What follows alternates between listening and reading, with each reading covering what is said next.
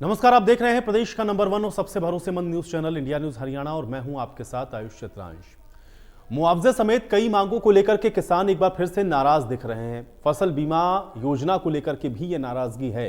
सिरसा और हिसार के कई किसानों ने बीमा कंपनियों के खिलाफ मोर्चा खोल रखा है। इस पर आरोप यह है कि 2020 खरीफ फसल का मुआवजा उनको अभी तक नहीं दिया गया है। अगर हम सिरसा की बात करें तो करीब 3 हफ्ते से लगातार धरना जारी है। हिसार के गावट गांव में कृषि मंत्री के घेराव की कोशिश तक हुई है। हालांकि कृषि मंत्री जेपी दलाल ने कार से उतरकर किसानों से बातचीत की है और उनको समझाया है और यह भरोसा दिलाया है कि जल्द ही उनकी समस्या का समाधान किया जाएगा।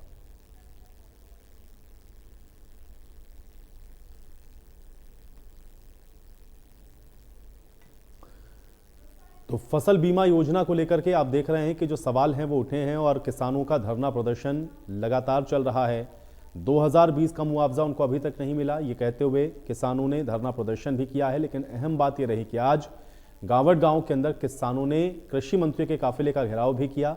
हालांकि बाद में कृषि मंत्री को खुद उतर करके समझाइश देनी पड़ी है, किसानों को समझाया है और उसके बाद किसानों ने कृषि मंत्री को जाने का रास्ता दिया है। लेकिन अब ये जो विरोध है सिरसा में जो 3 हफ्तों से चल रहा है, या 2020 की खरीफ फसलों का जो मुआवजा मांग रहे हैं किसान, आखिर ये उनको अभी तक क्यों नहीं मिला है, ये सवाल अहम है। और दूसरा ये है कि किसानों को आखिर ये जो विरोध प्रदर्शन है वो करने के लिए क्यों मजबूर होना पड़ा है। बीमा कंपनियों पर जो क्लेम ना देने के आरोप लगा रहे हैं, इसके क्या मायने हैं, और 3 हफ्तों से चल रहा यह धरना प्रदर्शन आखिर कैसे समाप्त होगा, यही देखना सबसे अहम होगा।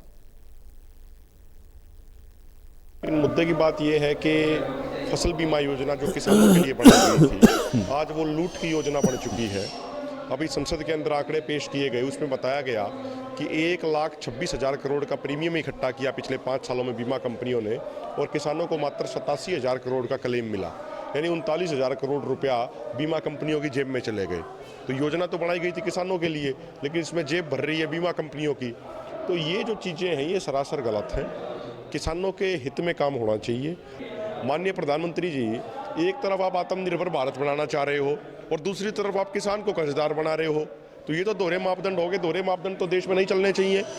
देश का पेट भरने वाले अन्नदाता को यदि कर्जदार बना के उसको आत्महत्या की तरफ मजबूर किया जाएगा तो ये देश के भविष्य के लिए ठीक नहीं है। एक हमारा जो 2020 का बीमा क्लेम है 111 गांवों का, उसमें से 6 गांव जो हमारे जलालाना, ओडा, वैदवाला और उसके साथ साथ जो 3 गांव और हैं, उन 6 गांवों का जो बीमा क्लेम रहता है उसके लिए बात हुई है, वो भी जल्द से जल्द जो रिलीज हो जाएगा। तो एक सबसे बड़ी आपके चैनल के माध्यम से हम किसानों को कहना चाहते हैं, जो CSC सेंटर से, सोसाइटी से और दूसरे जगह से बीमा प्रीमियम गए थे हमारे खरीफ 2022 के, वो कई प्रीमियम वापस आए थे, तो उनको दोबारा जो प्रीमियम कंपनियां ले रही है।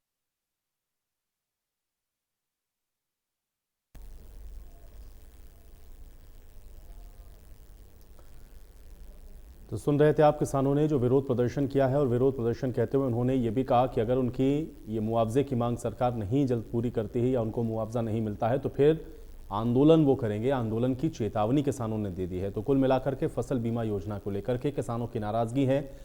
आरोप यह है कि बीमा कंपनियों ने अभी तक उनको क्लेम नहीं दिया है। 2020 का भी मुआवजा किसानों को नहीं मिला है और इसलिए किसान एक बार फिर से आक्रोशित हैं और इसी को लेकर के धरना प्रदर्शन के साथ विरोध लगातार हो रहा है। सबसे दिलचस्प यह है कि कृषि मंत्री के घेराव तक की कोशिश यहां पर की गई है और इसलिए अब कैसे जो किसानों की ये मुआवजे की मांग है उसको सरकार पूरा करेगी और कैसे उनको जल्द से जल्द मुआवजा मिलेगा, और मुआवजे के लिए किसान को आखिर और कितना इंतजार करना पड़ेगा, क्योंकि 2020 खरीफ की यह फसल है जिसके मुआवजे की मांग किसान कर रहे हैं। 3 हफ्ते से ज़्यादा हो चुका है।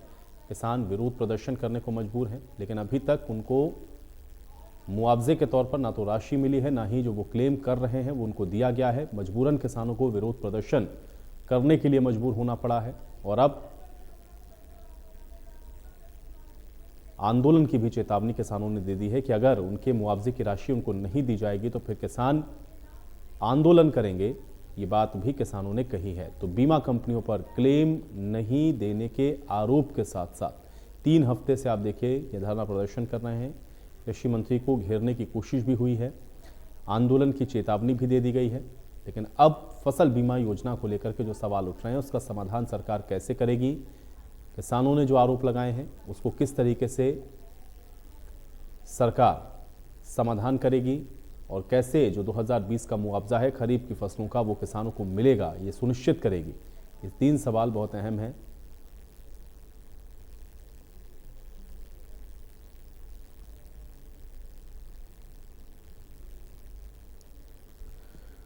और अब आज की बड़ी बहस के कुछ सवाल उस पर नजर डालते हैं, उसके बाद चर्चा में आगे बढ़ेंगे। फसल बीमा योजना पर आखिर ये सवाल क्यों उठ रहे हैं? आज की बड़ी बहस का पहला सवाल यह है। दूसरा सवाल यह है कि किसानों ने फिर से आंदोलन की चेतावनी क्यों दी है? और तीसरा सवाल यह है कि मुआवजे को लेकर के अभी और कितना इंतजार करना पड़ेगा? ये तीनों ही सवाल बेहद अहम हैं क्योंकि किसान लगातार विरोध प्रदर्शन कर रहे हैं, लेकिन इन विरोध प्रदर्शन के बीच में समाधान की ओर कैसे बढ़ेंगे ये सबसे अहम है और आज हम इसी पर चर्चा करेंगे। कुछ मेहमान मेरे साथ जुड़ गए हैं, पहले उनका परिचय आपके साथ करवाएंगे, उसके बाद इस चर्चा में आगे बढ़ेंगे। भारत भूषण जुएल जी हमारे साथ जुड़ रहे हैं, भारतीय जनता पार्टी के प्रवक्ता हैं। भारत भूषण जुएल जी, बहुत स्वागत आपका इस चर्चा में। बजरंग दास गर्ग जी हमारे साथ जुड़े हुए हैं, कांग्रेस पार्टी के प्रवक्ता हैं। बजरंग दास गर्ग जी, आपका भी स्वागत। ओंकार सिंह जी हमारे साथ जुड़े हुए हैं, इंडियन नेशनल लोकदल के प्रवक्ता हैं। ओंकार सिंह जी, आपका भी स्वागत है। भारत भूषण जुएल जी, चर्चा की शुरुआत मैं आपसे ही करूंगा क्योंकि हम लोग देख रहे हैं किसानों ने लगातार विरोध किया, पिछले 3 हफ्ते से विरोध कर रहे थे, लेकिन आज तो बड़ा दिलचस्प ये हुआ कि कृषि मंत्री को घेरने तक की कोशिश की गई। ये जो मुआवजा 2020 का नहीं मिला है और आंदोलन की चेतावनी जो किसान दे रहे हैं, समाधान कैसे इसका निकालेंगे? आपका पहला रिएक्शन मैं इस पर चाहता हूँ। आयुष जी, थोड़ा सा क्षमा चाहूंगा, कुछ ना आवाज की डिस्टर्बेंस ही है, आवाज कट हो रही है बीच में। मैं आपका प्रश्न मैंने सुन लिया, मैं उत्तर देने का प्रयास कर रहा हूँ जी, फिर भी थोड़ा सा इसे रेक्टिफाई करवा दीजिए। जी, मैं करवाता हूँ जी। आयुष जी, जैसा कि आपने आज कहा कि सिरसा में जो किसान अपने भाई आंदोलनरत थे या अपनी मांग को लेकर के मुआवजे को लेकर बैठे थे, आज कृषि मंत्री जी से उनकी बात हुई और निश्चित रूप से जब कृषि मंत्री जी रुके, उनको बात करने का अवसर मिला किसान मित्रों से, भाइयों से, तो कोई संतोषजनक बात करने के उपरांत ही उन्होंने वहां से जाने का काम किया है। तो मैं मानता हूं कि जिस प्रकार से इसमें देरी हुई है, निश्चित रूप से इसमें तुरंत कार्रवाई होनी चाहिए और ये मैं मानता हूं और आश्वासन भी कृषि मंत्री जी ने भी दिया है, पार्टी की तरफ से भी आश्वासन दिया जाता है कि अति शीघ्र जो है जो मुआवजा है किसान मित्रों को, किसान भाइयों को मिलेगा। हाँ, यह जरूर है कि इससे पूर्व में जिस प्रकार से भी कोई प्राकृतिक आपदाएं आई हैं, भारतीय जनता पार्टी की सरकार ने किसानों को निरंतर जो है किसानों को अपनी फसलों का मुआवजा दिया है और बीमा योजनाओं के माध्यम से भी दिया है।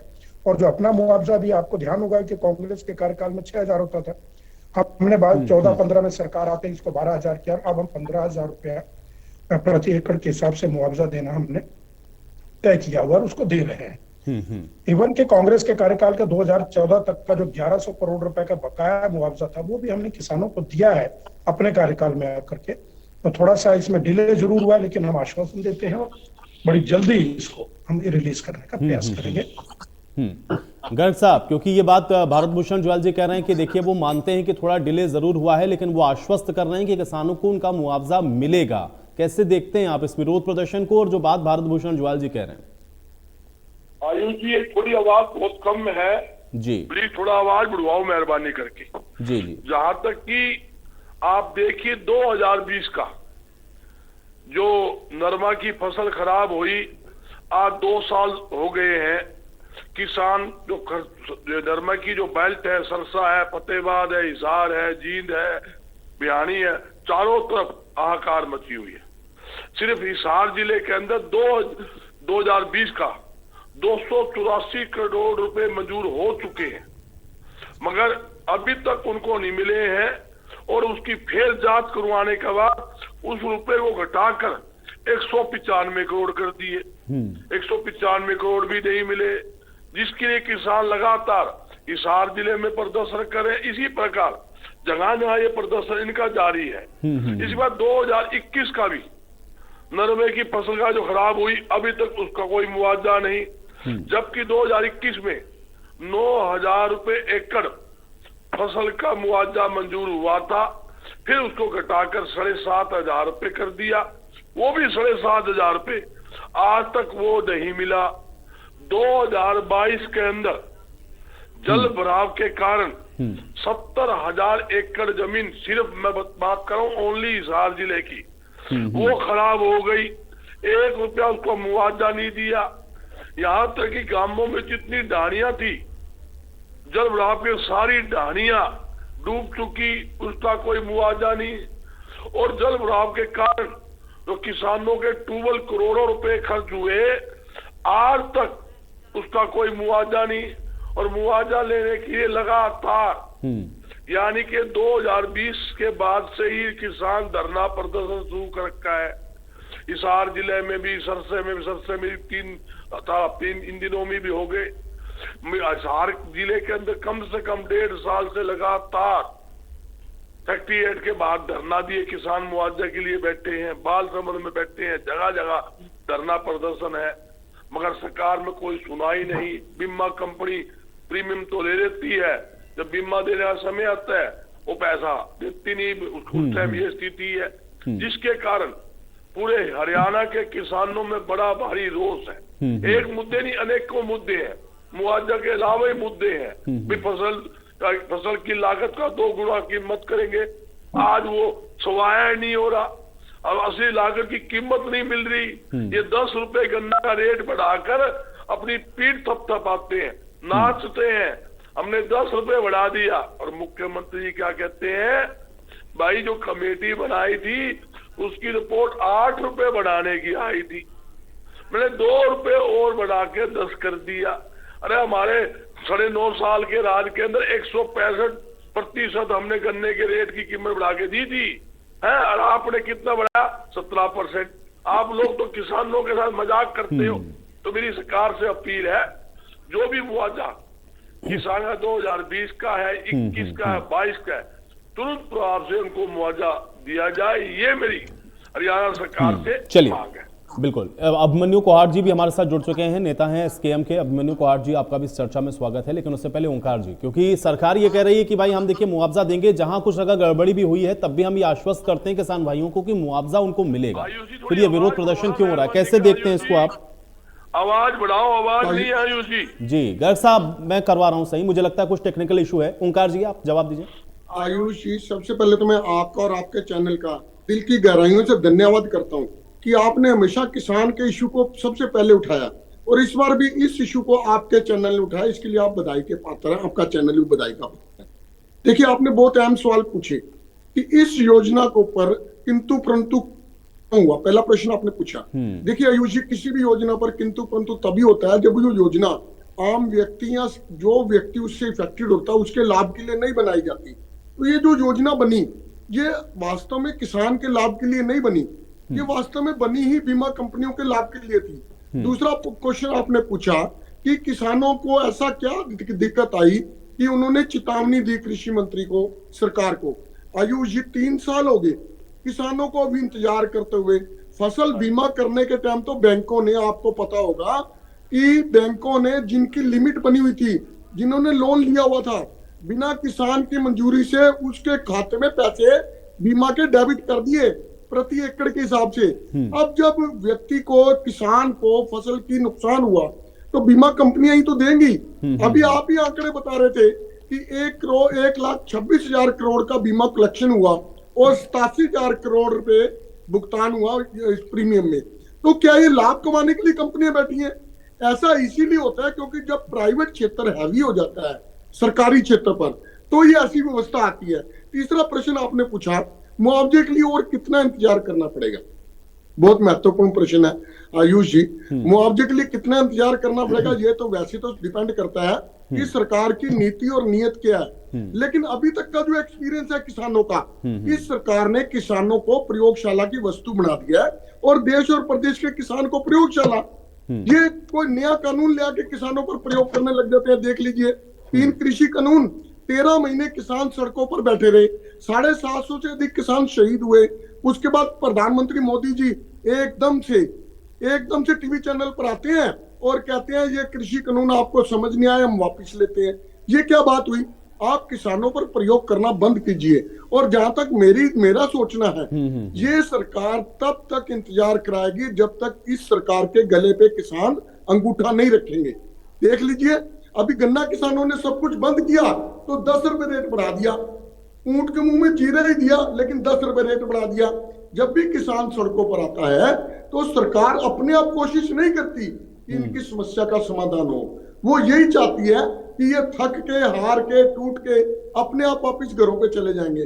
लेकिन सैल्यूट भी करता हूँ किसानों को जो अपनी मांगों के पीछे एकजुट होकर खड़े रहते हैं, और यही उम्मीद करूंगा आगे भी किसान आंदोलन से, किसान नेताओं से कि अपने हक के लिए लड़िए।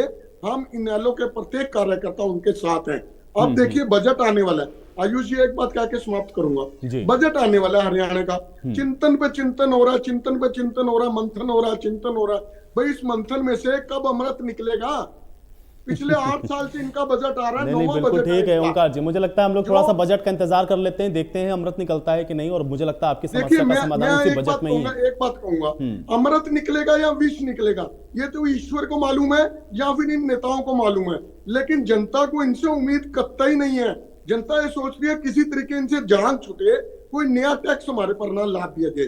ये आम जनता का विचार है आज की डेट। ठीक है, चलिए अभिमन्यु जी अब मेरे साथ जुड़े हुए हैं। अभिमन्यु जी, क्योंकि विरोध प्रदर्शन है आप लोगों का, 2020 का मुआवजा नहीं मिला है, लेकिन कृषि मंत्री भी आज यही समझा रहे थे कि नहीं आपको मुआवजा दिया जाएगा, और यहां बैठे हुए जो प्रवक्ता भारतीय जनता पार्टी के वो भी कह रहे हैं कुछ अगर दिक्कत है भी तब भी ऐसा नहीं है कि आपको मुआवजा दिया नहीं जाएगा, मुआवजा आपको देंगे। कैसे देखते हैं इसको आप, और क्यों विरोध प्रदर्शन पर आखिर आप लोगों को मजबूर होना पड़ा? देखिए, हरियाणा में अभी 2 मुद्दों पे किसान आंदोलन कर रहे हैं, और कुछ दिन पहले अभी तीसरा मुद्दा यानी गन्ना के रेट बढ़ाने के मुद्दे पे किसानों का आंदोलन हुआ। 2 जो प्रमुख मुद्दे चल रहे हैं, एक है फसल का मुआवजा, दूसरा है जमीन का मुआवजा। हिसार और सिरसा में फसल के मुआवजे को लेकर आंदोलन बड़े स्तर पे चल रहा है। 16 जनवरी से सिरसा में किसान ट्रैक्टर ट्रॉलियों के साथ सिरसा जिला मुख्यालय पे अपना पक्का मोर्चा लगा के बैठे हैं, और खरीफ 2020 के मुआवजे को लेके वो अपनी मांग कर रहे हैं। और सबसे महत्वपूर्ण बात आदरणीय ये है कि जो 258 करोड़ का मुआवजा पहले सरकार द्वारा मंजूर किया गया था, उसमें से 193 करोड़ खुद सरकार ने वापस ले लिया, उसको खुद मंजूर करके बाद में नामंजूर कर दिया। तो किसानों की मांग ये है कि भाई जो ये 193 करोड़ का मुआवजा जो पहले आपने खुद मंजूर किया था, आप इसको वापस क्यों ले रहे हो? पहली बात। दूसरी बात, मैं आपके तमाम दर्शकों को ये बताना चाहता हूं कि हरियाणा में बड़े पैमाने पे किसानों की जो जमीन ली जा रही है सरकार द्वारा अलग अलग प्रोजेक्ट्स के नाम पे, उसमें किसानों का शोषण हो रहा है। अभी जिला सोनीपत में IMT के लिए, इंडस्ट्रियल मॉडल टाउनशिप के लिए किसानों से जो जमीन ली गई, वो ली गई 49 लाख रुपए प्रति एकड़ के मुआवजे पे, आज से 7-8 साल पहले। लेकिन अब उस जमीन को जो बड़ी बड़ी कंपनियों को बेचा जा रहा है, वो बेचा जा रहा है 1,31,800 रुपया प्रति गज के अनुसार।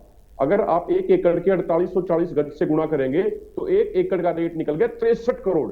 यानी जिस किसान का मालिकाना हक है, जो किसान जिसकी जमीन की मलकियत है, उसको मात्र 49 लाख, और सरकार आगे उसको बेच रही है 63 करोड़ में। तो यहाँ पे सवाल ये उठता है कि आज बीजेपी यहाँ पे सरकार चला रही है या ये प्रॉपर्टी डीलरी का काम कर रहे हैं।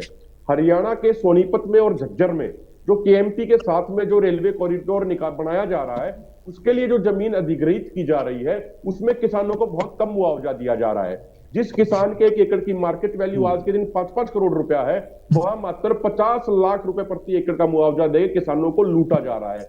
तो फसल के मुआवजे के मुद्दे पे भी किसानों को संतुष्ट नहीं किया जा रहा, किसानों की मांग पूरी नहीं की जा रही, और जमीन के मुआवजे के मुद्दे पे भी किसानों को लूटा जा रहा है, उनकी जमीन को औने पौने दामों में लिया जा रहा है। मैं अंत में एक बात कहना चाहता हूं कि अभी कुछ दिन पहले लगभग हमारा 1-1.5 साल से जमीन के मुआवजे को लेकर भी आंदोलन चल रहा है, फसल के मुआवजे के साथ साथ।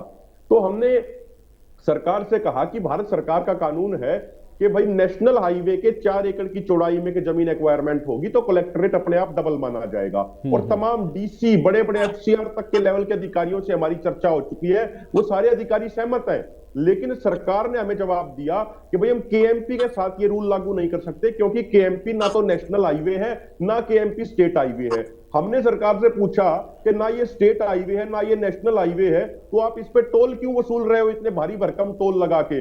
जबकि 2018 में खुद हरियाणा सरकार का गजट नोटिफिकेशन है, जिसमें हरियाणा सरकार ने टोल कंपनियों को कहा कि आप KMP के ऊपर NHAI की दरों के अनुसार टोल वसूलिए। तो जब पैसे लेने की बात आती है जनता से, जब वो नेशनल हाईवे हो जाता है। जब किसानों को मुआवजा देने की बात आती है तो सरकार कहती है ना ये नेशनल हाईवे ना ये स्टेट हाईवे। तो आज किसान पूरे तरीके से पीड़ित है, प्रदेश में वो प्रताड़ित हो रहा है, उसकी जमीन लूटी जा रही है, उससे बीमा कंपनी भारी भरकम प्रीमियम कलेक्ट करती है।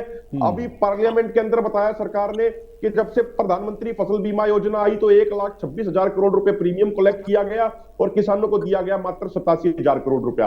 हमारे माननीय प्रधानमंत्री नरेंद्र मोदी जी जिस गुजरात प्रदेश से आते हैं, उस गुजरात प्रदेश में पिछले 2 सालों से फसल बीमा योजना बैन है, बंद है, क्योंकि वहां की सरकार ने कहा कि फसल बीमा योजना से किसानों को फायदा होने की बजाय नुकसान हो रहा है। तो हम तो एक बात पूछना चाहते हैं भाजपा के प्रवक्ता जो यहाँ बैठे हैं, आदरणीय हमें एक बात का जवाब दीजिए कि जिस प्रदेश से माननीय प्रधानमंत्री आते हैं, जब उस प्रदेश में उस योजना को ये कह के बंद कर दिया कि ये योजना किसानों की लूट की योजना है, तो वो योजना हरियाणा में बंद क्यों नहीं की जा रही? ठीक है उस योजना भारत भूषण जुआल जी, मैं अब मैं जवाब लेता हूं। आपने बहुत सारे आरोप लगाए हैं भारत भूषण जुआल जी। कुल मिलाकर के किसानों को हर तरफ से ये कह रहे हैं कि परेशान होना पड़ रहा है, चाहे जमीन मुआवजे की बात हो या फसल के मुआवजे की बात हो, वो इन सब चक्करों में फंसा हुआ है, उसको बहुत परेशानी का सामना करना पड़ रहा है। ऐसा क्यों हो रहा है?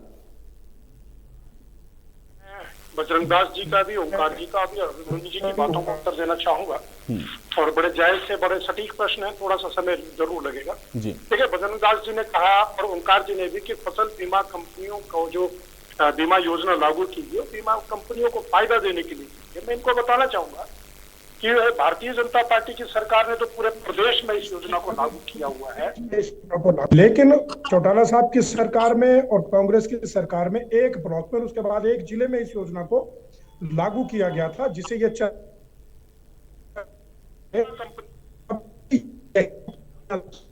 जिनको प्रीमियम लेने के लिए या बीमा कंपनी के तौर पे अधिकृत किया गया था। हमारी सरकार में भी कंपनियां वही हैं और ये भी सुनिश्चित कर लीजिए, देख लीजिए आंकड़ों के हिसाब से कि जो प्रीमियम का रेट इनकी सरकार के उसमें सरकार किसान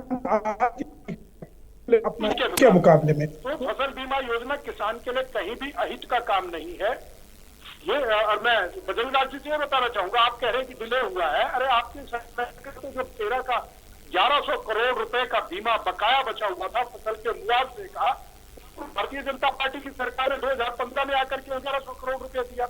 तो हमने तो आपका रुका हुआ मुआवजा भी दिया है, अपना मुआवजा भी दिया है, आज भी मुआवजा दे रहे हैं। और ओंकार जी जैसे कह रहे थे, अभी आंकड़ा बता रहे थे कि 1,26,000 करोड़ रुपया प्रीमियम लिया और 87,000 करोड़ रुपया दिया। ये फसल पे ही नहीं, बीमा के हर क्षेत्र में लागू होती है ये बात। जनरली देखा जाए, चाहे वो मोटर व्हीकल का बीमा हो, चाहे वो हेल्थ का बीमा हो, ये जरूरी नहीं है कि एक समय में जितना प्रीमियम इकट्ठा किया उससे ज्यादा या कई गुना ज्यादा बीमा दिया जाए। हाँ,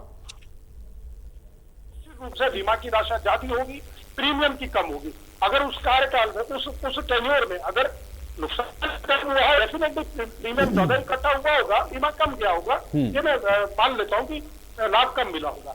लेकिन इसको इस चीज से तोड़ना कि प्रीमियम ज्यादा है और मुआवजा कम है, तो अगर प्रीमियम हर बार कम रहेगा और मुआवजा हर बार ज्यादा रहेगा तो निश्चित रूप से बीमा कंपनियां डूबेंगी। तो इस प्रकार का नहीं है। हाँ, किसान उसकी फसल का मुआवजा मिले, ये भारतीय जनता पार्टी की सरकार ने योजना ला करके ये सुनिश्चित किया।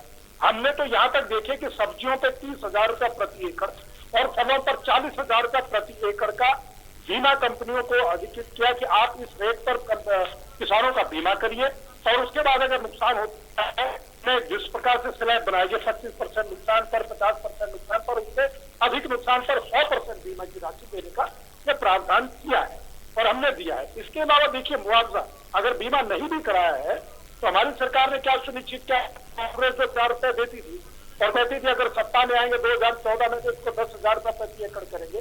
चलो, जनता ने उनके बाद विश्वास नहीं किया, हमें सरकार में लाए, हमने 10,000 नहीं किया, आते ही 15,000 रुपए, यानी कांग्रेस से दुगुना मुआवजा किया और आज हम 15,000 रुपए प्रति एकड़ के हिसाब से दे रहे हैं। आवाज कट रही है आयुष जी, शायद मेरी भी कट रही होगी। हेलो, नहीं, भारत भूषण जी मैं सुन पा रहा हूँ। हेलो हेलो भारत भूषण जी, क्या आप सुन पा रहे हैं मुझे? हेलो, चलिए, जुआल साहब से शायद मेरा संपर्क टूट गया या मेरी आवाज शायद उन तक नहीं पहुंच रही। गर्ग साहब, आपने जो सवाल उठाया उस पर ये कह रहे हैं कि भाई आप लोगों का भी जो छोड़ के गए थे वो भी हमने दिया है, जो दिक्कतें हैं उसको हम रेक्टिफाई कर रहे हैं और उसके हिसाब से हम देंगे किसानों को मुआवजा। इनकार कहां है हमारा इससे? गर्ग साहब जवाब दीजिए।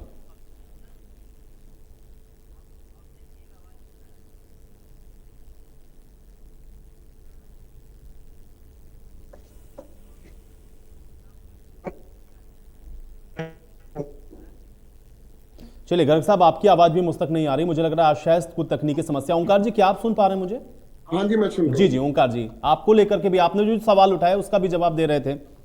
जी आयुष जी, मैं ये बताना चाहता हूँ कि 5 साल का समय दिया गया हमारे संविधान में कि कोई भी सरकार आएगी 5 साल बाद, नई सरकार अगर सही तरीके से जनता के पैमाने पर, जनता की कसौटी पर खरा नहीं उतरती तो जनता बदल देती है।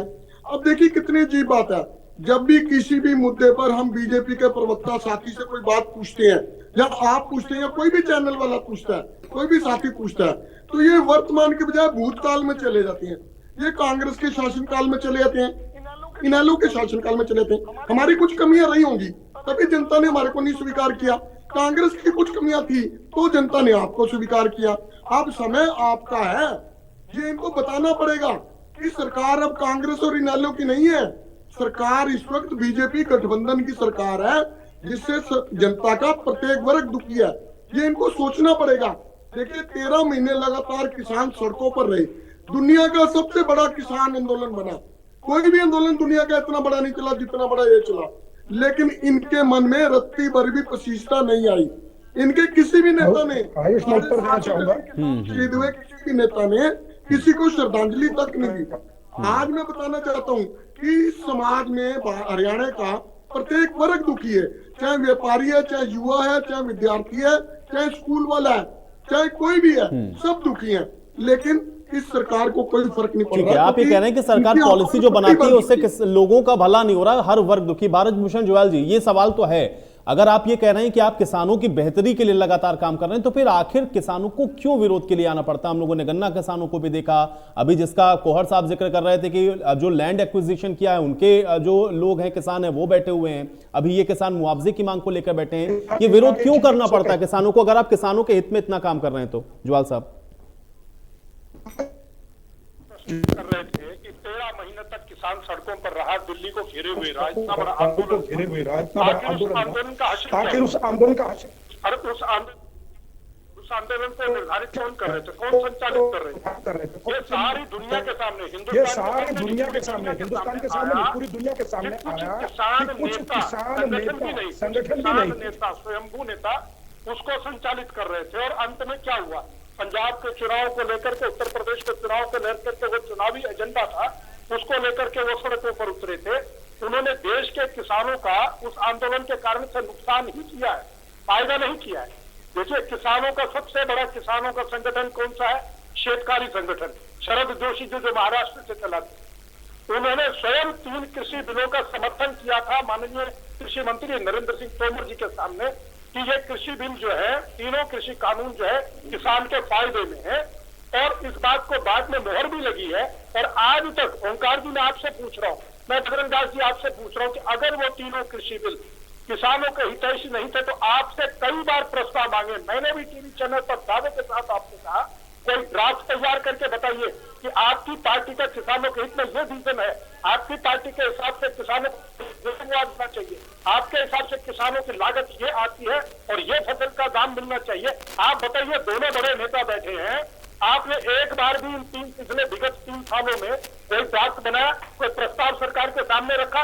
आज जब किसान कहीं पर भी उठता है तो आप राजनीति करने के लिए जरूर सामने आते हैं, लेकिन किसान के हित के लिए आपने कोई योजना बनाई है? नहीं, ठीक है, लेकिन जुएल साहब अगर आप हित के बारे में सोच रहे हैं तो भाई कम से कम मुआवजा या फसल का जो उनको मिलना चाहिए वो तो दीजिए भाई। किसान को अगर मिलेगा नहीं, किसान को विरोध करना पड़ेगा तो वो किसके पास जाए? क्योंकि सत्ता में तो आप है ना, मुआवजा क्यों नहीं दे पा रहे हैं? ये फसल बीमा को लेकर के सवाल क्यों उठ रहे हैं? आपकी पार्टी, आपकी सरकार क्या कर रही है? मैं इस बात को जिम्मेदारी से मानता हूं कि सरकार में हम हैं तो वो मुआवजा देना जो हमने तय किया है, जो बीमा की योजनाएं हमने बनाई है उनको अक्षरश पालन करना, उनको किसानों तक फायदा पहुंचाना हमारी जिम्मेदारी है। लेकिन जब राजनीतिक चर्चा पर बात है तो राजनीतिक प्रतिद्वंदी के रूप में जब ये बात करते हैं उनको उत्तर देना पड़ेगा। अभी बजरंग दास जी कह रहे थे फसलों का, गर्ग साहब मैं आ रहा हूँ, बस जुएल जी की बात कंप्लीट हो, मैं आपके पास आता हूँ। बीच में नहीं, बजरंग दास जी आप खुद बता रहे थे कि वो 50% जो लाभ उससे मिलना होता है वो नहीं मिला। अरे स्वामीनाथन आयोग से पहले CPCA जो बैठी थी उसमें तो किसानों को फायदे के हिसाब से रेट तय नहीं होता था फसलों का, लेकिन स्वामीनाथन आयोग ने तय किया कि किसान की लागत के ऊपर 1.5 गुना यानी 50% लाभ देकर के बनना। स्वामीनाथन आयोग भी आपने दिखाया, रिपोर्ट भी आपके सामने आई, 6 साल तक आपने उसको ठंडे रस्ते में रखा। अपना हुड्डा साहब, भूपेंद्र हुड्डा सिंह जी 6 प्रदेशों के मुख्यमंत्रियों के उस समिति के अध्यक्ष रहे, उसको 6 साल तक लागू नहीं कर पाए। और लागू किसने किया? भाजपा की सरकार ने। आज भाजपा दे रही है तो आपको ये लग रहा है कि आप ठीक है, लेकिन अगर भारत भूषण जी वो अगर लागू कर देते तो फिर आप सत्ता में आते कैसे? आप तो सत्ता में आ गए, अब तो कम से कम किसानों को परेशानी नहीं होनी चाहिए ना। हमने दिया है, हम दे रहे हैं। ठीक है, तो फिर नाराजगी किसानों की होनी नहीं चाहिए। गर्ग साहब जवाब देंगे। अब गर्ग साहब, राजनीति कर रहे हैं सिर्फ आप लोग। गर्ग साहब। आयु जी, ये भारतीय जनता पार्टी की सरकार जो केंद्र में बैठी है चाहे हरियाणा में बैठी है, ये दोनों जगह पूरी तरह से किसान विरोधी सरकार है। ये वो सरकार है जो किसानों के ऊपर मंत्री का लड़का गाड़ी चढ़ाकर किसानों की हत्या करता है, एक पत्रकार की हत्या करता है, उसका तो केस कमजोर करके जमानत दिलवा दी जाती है। और जो किसान आंदोलन कर रहे थे उनके ऊपर झूठा मुकदमा दर्ज करवाकर आज भी 1.5 साल से जेल के अंदर बैठे। ये तो वो लोग हैं किसानों को बर्बाद करने के लिए नए नए कानून लेके आते हैं। प्रधानमंत्री जी कहते थे हम किसानों की आय 2 गुना करेंगे, 3 कृषि कानून लेकर आए, किसानों के हित के अंदर है, किसान मालम माला हो जाएगा। जबकि ये लोग क्या है, ये किसानों की जमीनें हड़पना चाहते हैं, किसानों को बर्बाद करना चाहते हैं। बड़ी बड़ी कंपनियों को इन्होंने हर व्यापार में लगा दिया। सिर्फ एक किसान की जमीन बची थी। अब इनकी नजर जमीन के ऊपर है कि किस तरह जमीनों को भी, किसान की जमीनों को औने पौने दामों में खरीद कर इसके ऊपर कृषि के व्यापार के ऊपर भी कब्जा किया जाए, ये इनकी नजर है। ये कहते हैं हम किसान हितैषी है। अरे भाई, रोका किसने है? 2020 का मुआवजा क्यों नहीं दे रहे आप? आपने पास किया, आपने मंजूर किया, उसके बावजूद धक्का खा रहे हो, फिर दोबारा फिर इंक्वायरी कर रहे हो, फिर पैसे कम कर रहे हो, उसके बाद मुआवजा नहीं दे रहे। 20 का आप नहीं दे रहे हो, 21 का आप नहीं दे रहे, 22 का आप नहीं दे रहे हो। कब दोगे मुआवजा? जब आपकी सरकार चली जाएगी तो अगली सरकार के पीछे छोड़ के जाओगे है? मेरी सरकार को मैंने कई बार मांग भी की है, आपके चैनल के माध्यम से भी की है, किसानों के आंदोलन में भी गया हूं, धरनों पे भी गया हूं। किसान बहुत दुखी है। किसान को मतलब आज लागत है ना जी, फसल की पूरी लागत नहीं मिलती। यहाँ तक कि इन्होंने क्या करा, फसल पैदावार करने के लिए महंगाई तो बढ़ा दी, दवाई के रेट, बीज के रेट, खाद के रेट, मशीनरी पार्ट्स के रेट अनाप शनाप कर दी। यहाँ तक कि आयु जी, इन्होंने किसानों पे खेत में काम आने दवाइयाँ, खाद दवाइयाँ, इन पर अनाजायज जीएसटी लगा दिया। जो ट्रैक्टर के पार्ट्स के पुर्जे हैं, यहाँ तक उसके मशीनरी पार्ट्स है, उन पर नाजायज टैक्स लगा दिया। और बात करते किसान हितैषी की, हम किसान के हितैषी, तो आपने किसानों का मुंह का निवाला छीनने वाले हैं। जो किसान देश का अन्नदाता है, किस जनता का पेट भर रहा है, आपने उनके कपड़े पर टैक्स लगा दिया। उनका तनखा कपड़ा वो खींचने में लगे हुए हैं। उनके मुंह की मिठास जो गन्ना किसान पैदा करता है, उसके ऊपर भी आपने चीनी पर भी टैक्स लगा दिया। आप क्या संदेश देना चाहते हो? किसानों का गेहूं, अपने गन्ने का मुआवजा वो भी बाकी है गन्ना मिलों के अंदर। 10 रुपए बढ़ाकर आप डांस करते हो, हमने बड़ा बाबा लूट ली। मैं आज भी दावे के साथ कहता हूँ, इनकी हिम्मत नहीं है सरकार का, मुख्यमंत्री की या इनके मंत्रियों की या विधायक की, गांवों में घुस जाओ। चारों तरफ किसान विरोध कर रहे हैं। कोई मुआवजा के लिए कर रहा है, ये आय 2 गुना करने के लिए कर रहे हैं, एमएसपी गारंटी कानून के लिए कर रहे हैं, बिजली अधिनियम कानून 2022। नहीं, ये बड़ी बात आप कह रहे हैं, ये बड़ी बात कह रहे हैं कि इनके मंत्री या इनके नेता गांव में जा नहीं सकते। मैं इसका जवाब लूंगा, लेकिन उससे पहले अभिमन्यु जी, सरकार कह रही है कि भाई हम तो किसान के हित में काम कर रहे हैं, फिर आप लोग क्यों इस पर ऐतराज या क्यों विरोध कर रहे हैं? सरकार तो बराबर कह रही है कि हम तो भाई किसानों के हित में सबसे ज्यादा काम कर रहे हैं।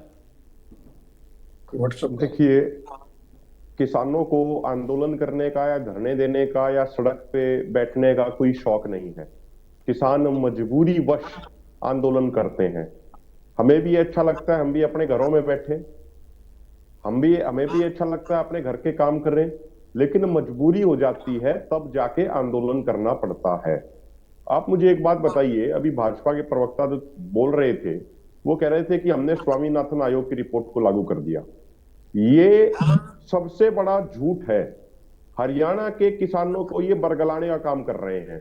यदि इनसे मैं पूछ लूं कि भाई स्वामीनाथन आयोग की रिपोर्ट थी क्या, उसके कितने फार्मूले थे, किस तरीके से उसने लागू करने की बात कही उस रिपोर्ट ने, तो शायद ये जवाब नहीं दे पाएंगे।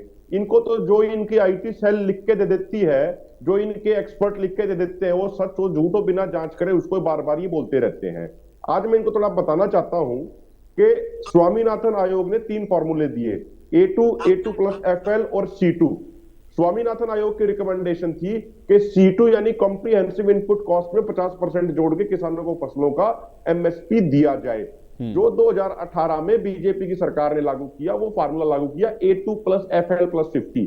और 2015 में इनकी ही सरकार ने जस्टिस चट्टोपाध्याय और जस्टिस रमन्ना की बेंच के सामने सुप्रीम कोर्ट में बाकायदा एफिडेविट दिया है सरकार की तरफ से सॉलिसिटर जनरल मनिंदर सिंह ने कि हम स्वामीनाथन आयोग की रिपोर्ट को लागू नहीं कर सकते, हम C2 प्लस 50% फार्मूले के अनुसार फसलों का MSP नहीं दे सकते।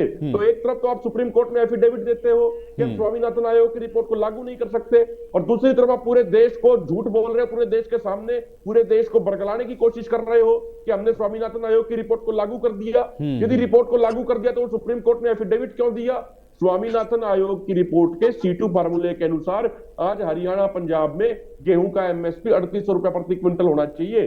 स्वामीनाथन आयोग की रिपोर्ट कहती है कि जब C2 इनपुट कॉस्ट काउंट की जाए तो उसमें खाद का खर्चा, दवाई का खर्चा, बीज का खर्चा, जमीन बेशक किसान की खुद की हो फिर भी जो उसका सालाना ठेका है वो भी खर्चे के तौर पे जोड़ा जाना चाहिए।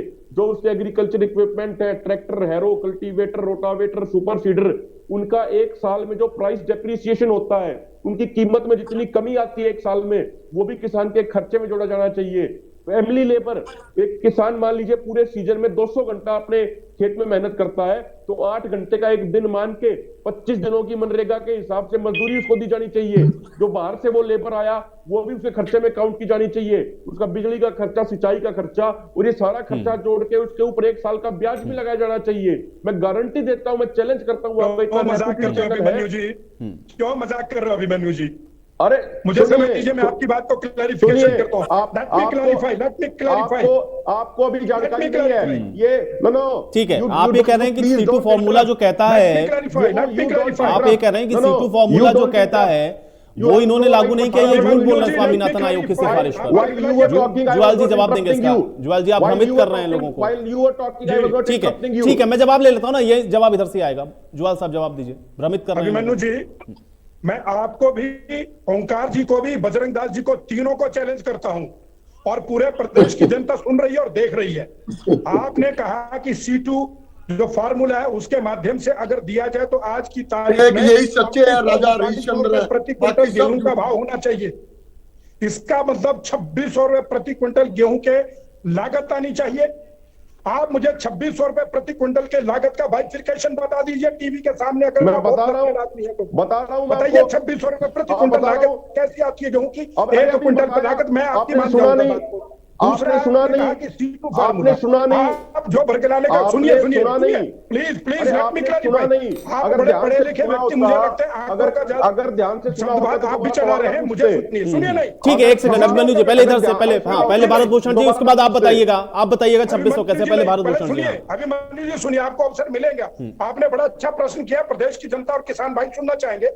आपने कहा C2 फार्मूले में, C2 फार्मूला आप जिसको जोड़ते हैं, आपने अभी उदाहरण दिया कि 49 लाख रुपए प्रति एकड़ जो रेट है भूमि का, जमीन का, वो रेट जो है किसान के ऊपर लगना चाहिए कॉस्ट निकालते समय उस एकड़ की जमीन का रेट। जबकि पूरे देश में जो जमीनों का रेट है प्रति एकड़, उसका एवरेज अगर पकड़े तो हरियाणा में बहुत ज्यादा रेट है। आप हरियाणा के किसान को हरियाणा की जमीन का रेट पकड़ करके उस पर कॉस्ट निकालने की बात कर रहे हैं। और मैं आपको कहता हूं, वो भी देखिए 2600 प्रति क्विंटल गेहूं का रेट आप बीच में बोले जा रहे हैं, समझ ही नहीं है। आपके दुखती रथ पर मैंने हाथ रख दिया ना, इसलिए आप बोल रहे हैं। आप सुन नहीं रहे, आप लोगों को सुनाना नहीं चाहते, बेसिक नॉलेज नहीं है, स्पष्ट होना नहीं देना चाहते। मैंने जमीन के ठेके की बात कही, मुआवजे का जो 50 लाख मुआवजा है वो अलग चीज होती है। ठीक है, अब मन्नू जी ठीक है, मैं समझ गया। होती है जुवाल साहब वो जमीन के ठेके की बात कर रहे हैं कि अगर ठेके पर दिया है तो उसकी कॉस्ट को आपको उसमें इंक्लूड करना है। जमीन की कॉस्ट की बात उन्होंने नहीं की, जमीन की कॉस्ट की बात नहीं की उन्होंने। 49 लाख जमीन का रेट है, ठेके के रेट की बात कर रहे हैं। ठीक है, एक सेकंड, थोड़ा सा क्लैरिफिकेशन होना चाहिए। वो ठेके के रेट की बात कर रहे हैं, ठेके का रेट। हाँ, ठेके का रेट एक जगह का नहीं, एक पर्टिकुलर गांव का रेट पकड़ के नहीं कर सकते। आप कहें कि यमुनानगर इस बेल्ट में, करनाल की बेल्ट में अगर 50,000 रुपया 60,000 रुपया प्रति एकड़ है और दूसरी जगह पर भाई 30,000 रुपया रेट है, तो आप कहें भी जो मैक्सिमम 60,000 है उसको मान करके चले, ये भी आप गलत बात करते हैं। फिर भी मुझे 2600 रुपए प्रति एकड़। ठीक है, अब मैं पूछता हूं, अब मन्नू जी बताइए 2600 कैसे?